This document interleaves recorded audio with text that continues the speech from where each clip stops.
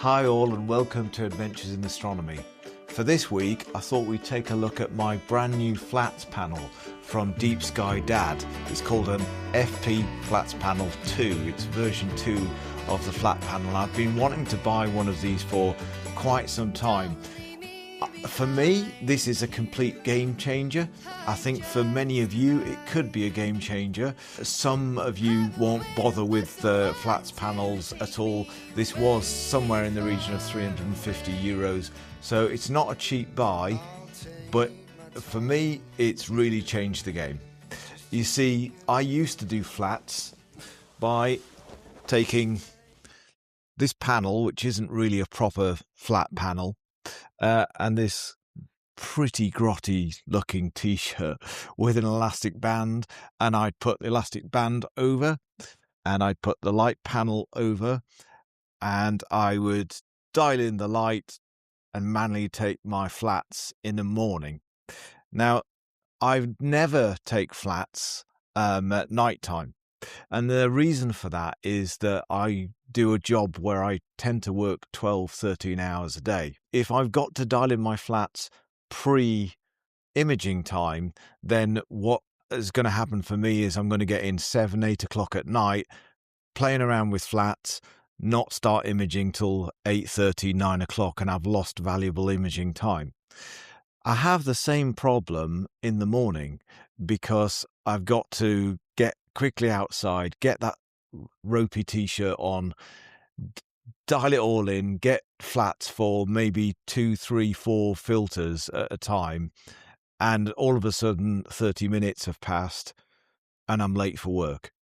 So this for me is an absolute game changer. Now, this isn't a video explaining why we need flats. I'll leave that to other channels and other people. I mean, in short, you're correcting for dust motes and vignetting.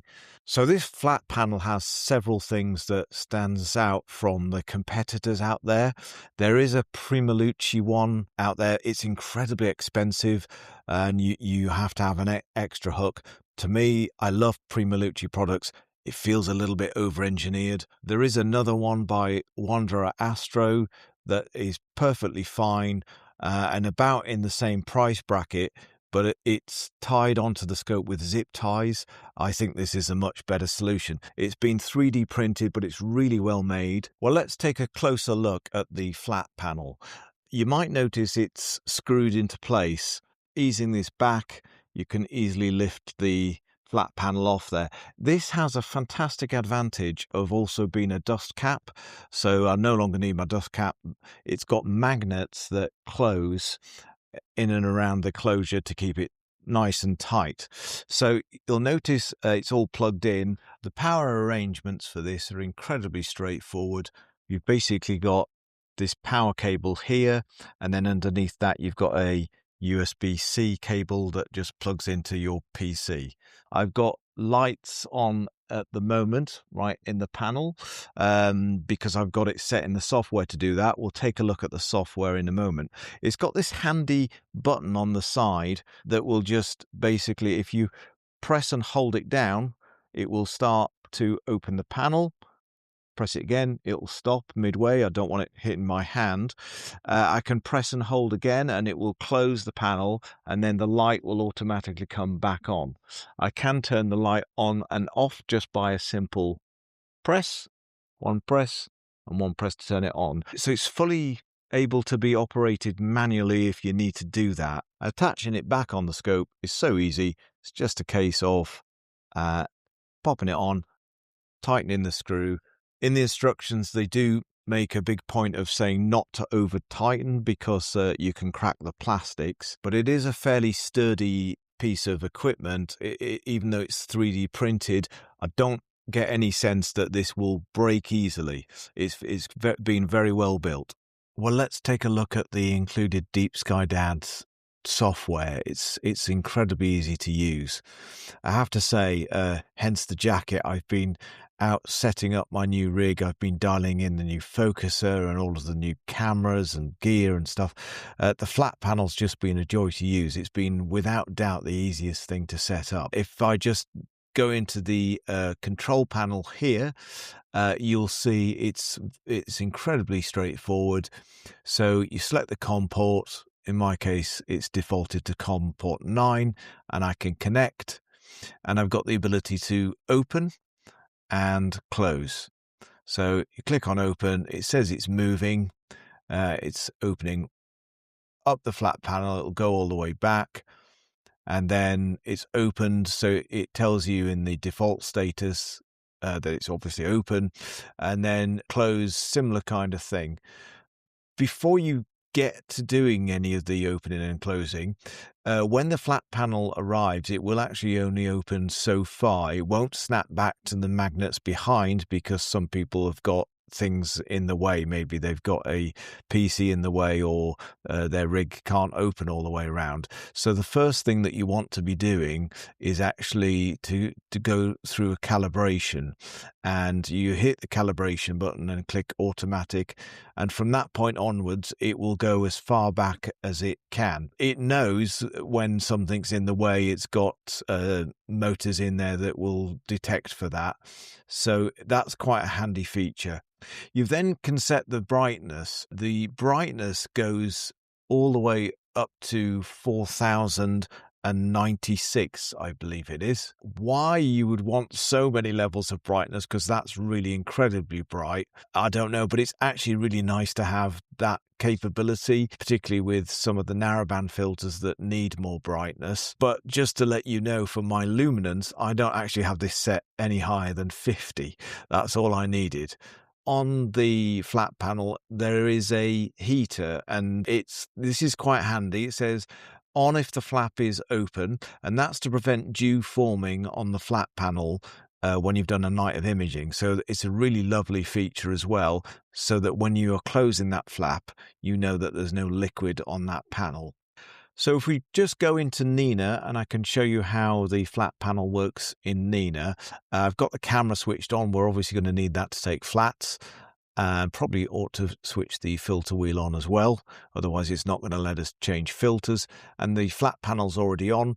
You've again got the 4096 levels of brightness being very bright, 0 being pretty much off, and you can open and close the flat panel. It does currently give you the status of closed, which is quite helpful knowing what's in there. So if I just move across to the flats wizard, this is where the real beauty of this panel works, because once you've done this wizard, it's set and forget, and you don't really need to do it again. You can do a single mode or a multi-night mode. I tend to do the multi-mode. You can see I've got the luminance switched on. Let's just have a look inside there. What you've got within this is it takes the gain and offset from the camera settings. There's no need to change that from what you image with. But what you can do is set the maximum flat panel brightness. Now for the luminance, it needs to be set quite low. I've got mine set to 50 out of those 4096 steps.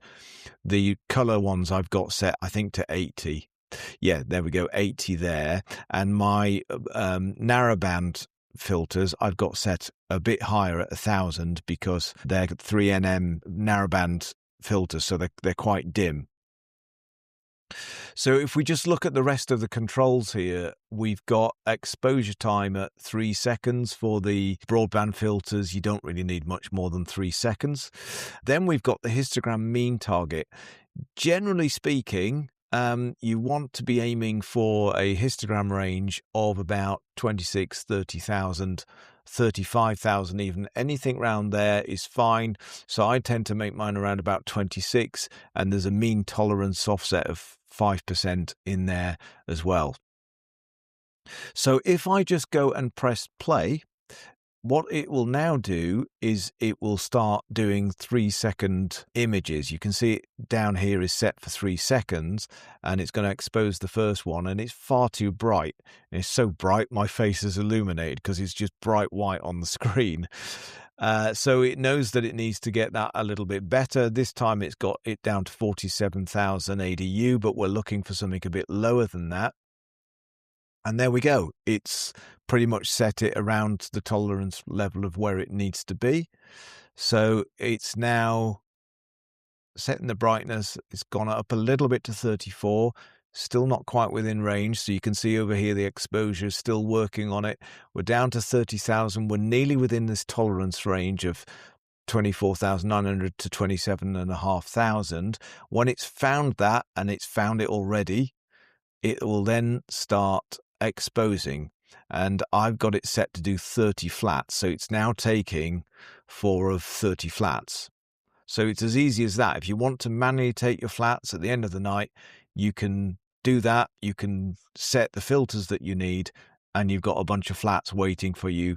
The flat on screen looks nicely developed. It looks about the right sort of strength to my eyes. That's all there is to take in flats. However, there is one more thing that you can do in Nina that is absolutely fantastic, that will, you don't even have to do this step, it will automate the entire process. If I just go into the sequencer and look at the advanced sequencer, we've got our usual sort of templates that Patriot Astro's done for us all. Thank you, Patriot Astro, for these. I use them all the time. They're really, really good. But you'll see I've saved one that says automate flats here. And if I just drag that on, you can leave your imaging sequence with a set of instructions just at the very end. Say it's 5 o'clock in the morning and it's starting to get bright and you've done all the imaging that you can for the night.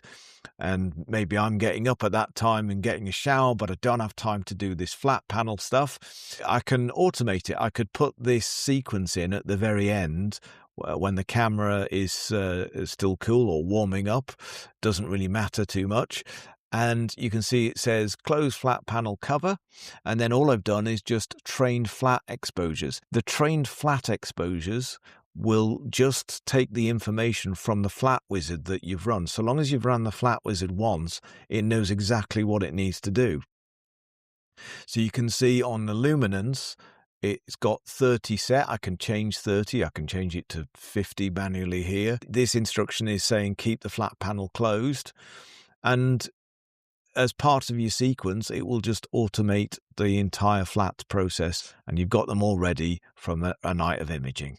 A couple of other benefits to using this flat panel is that you are obviously guaranteed an even illumination. The flat panel that I have been using, well, it's not a proper flat panel, it's just a light panel. I can't guarantee that. It's done okay over the years as flats, but with this, you're getting the guarantee of even illumination. So that's it. That's all there is to this episode, and I hope it's been helpful for some of you.